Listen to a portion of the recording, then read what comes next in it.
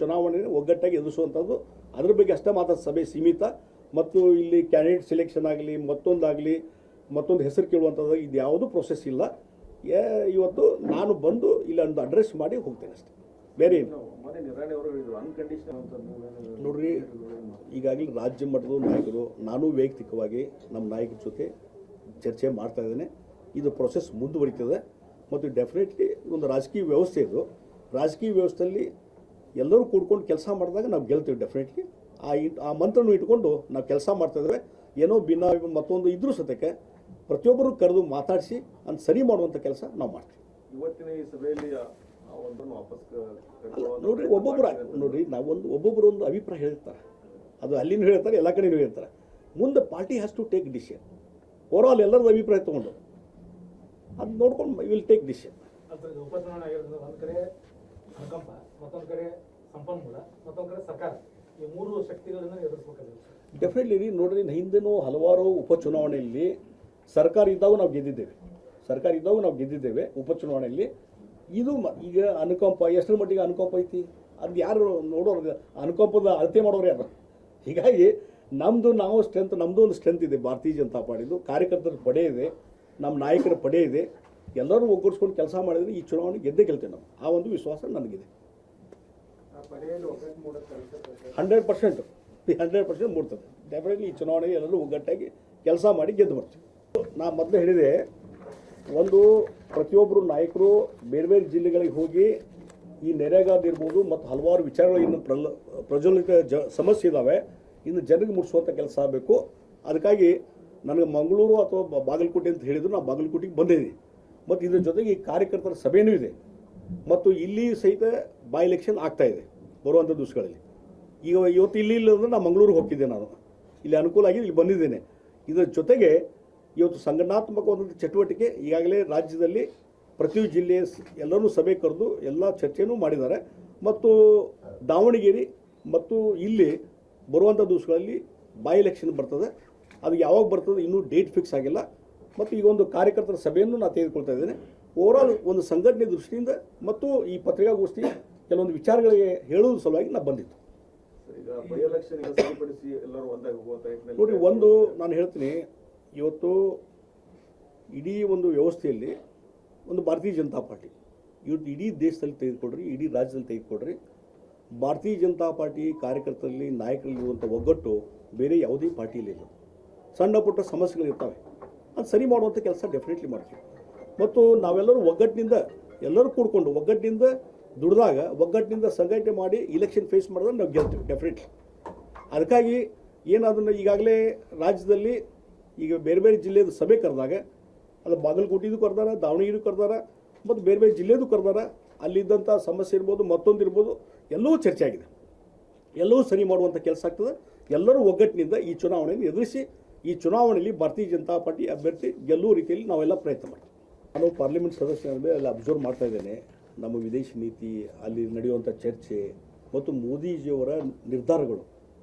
ಬಹುಶಃ ಅವರು ಮೋದಿಜಿಯವರು ಅಧಿಕಾರಕ್ಕೆ ಬಂದ ಮೇಲೆ ವಿಕಸಿತ ಭಾರತ ಅನ್ನುವಂಥ ಒಂದು ಇದ್ರ ಮೇಲೆ ಸ್ಕಿಲ್ ಇಂಡಿಯಾ ಮತ್ತು ಮೇಕ್ ಇನ್ ಇಂಡಿಯಾ ಇವೆಲ್ಲ ಇದು ಕಾನ್ಸೆಪ್ಟು ಈಗ ಸಕ್ಸಸ್ ಆಗ್ತಾಯಿದೆ.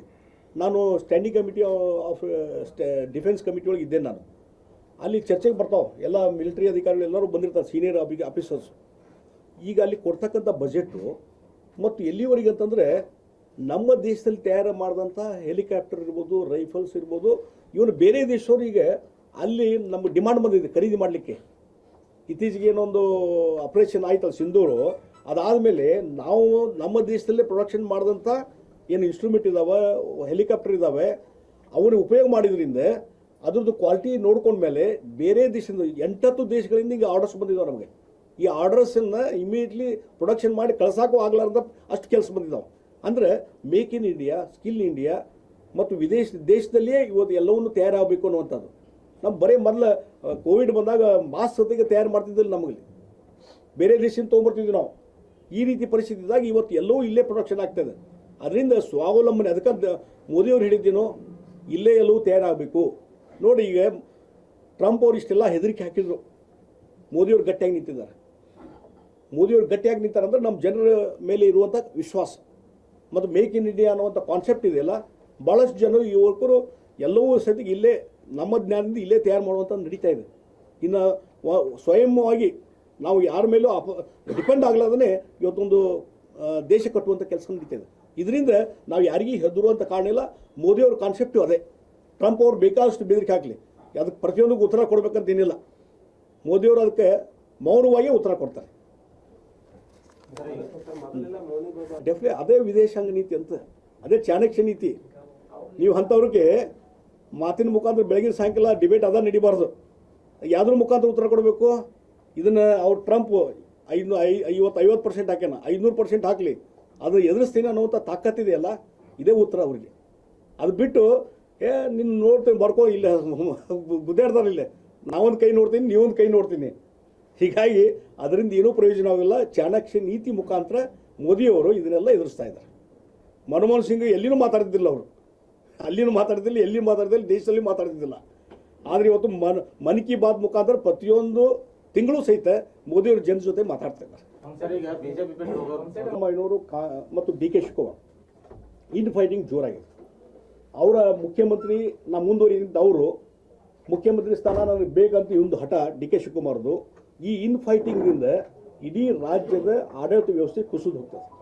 ಆಡಳಿತ ವ್ಯವಸ್ಥೆ ಕುಸಿದು ಹೊಂಟಿದೆ. Law and order problem complete collapse ಆಗಿದೆ. ಮತ್ತು ಈ ಗ್ಯಾರಂಟಿ ಯೋಜನೆ ಮುಖಾಂತರ ಇವತ್ತು ಪ್ರತಿ ವರ್ಷ 55,000ರಿಂದ 60,000 ಕೋಟಿ ಗ್ಯಾರಂಟಿ ಯೋಜನೆ ಖರ್ಚಾಗ್ತದೆ.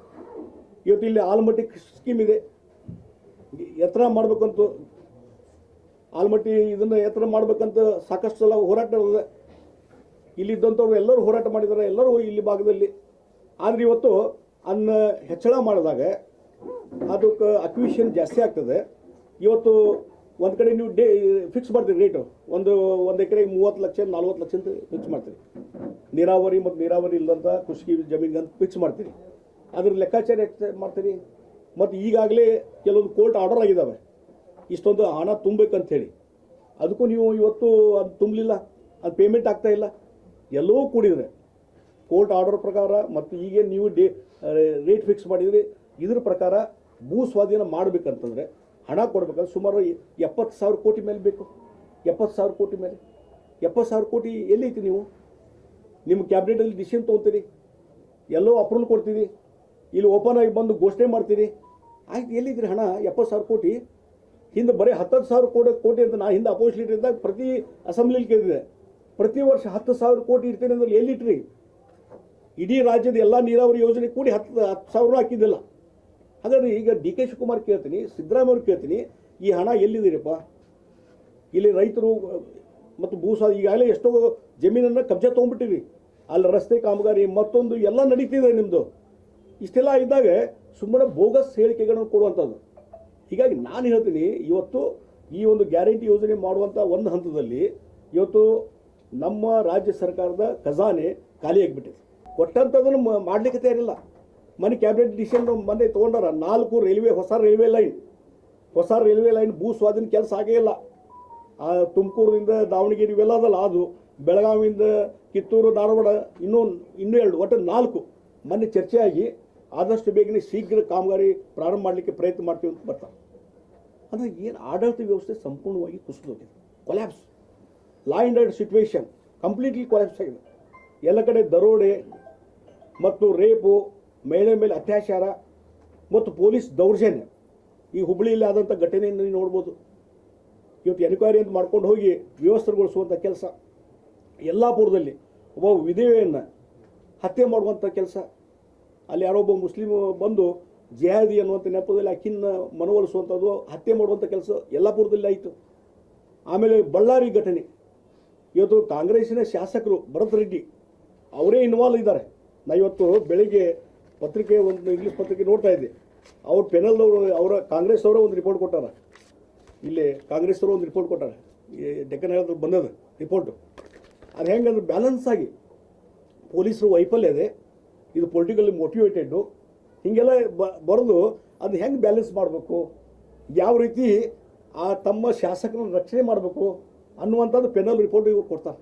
ಯಾರು ರೇವಣ್ಣ ಅವ್ರ ಹೆಸರು, HM ರೇವಣ್ಣ ಇದಲ್ಲ, ಅವರ ನೇತೃತ್ವದಲ್ಲಿರುವಂಥ ಒಂದು ಪೆನಲ್ ಇವತ್ತು ರಿಪೋರ್ಟ್ ಕೊಟ್ಟಾರ. ಪೊಲಿಟಿಕಲಿ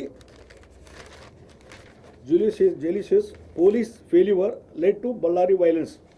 ಅಂದರೆ ಸರ್ಕಾರಕ್ಕೆ ಪರವಾಗಿ ಅಲ್ಲಿ ಶಾಸಕನ ಏನು ರಕ್ಷಣೆ ಮಾಡಬೇಕು ಆ ಹಿನ್ನೆಲೆ ನಿಮ್ಗೆ ಹಿಡ್ಕೊಂಡು ಒಂದು ರಿಪೋರ್ಟ್ ತೊಗೊಳ್ತೀರಿ.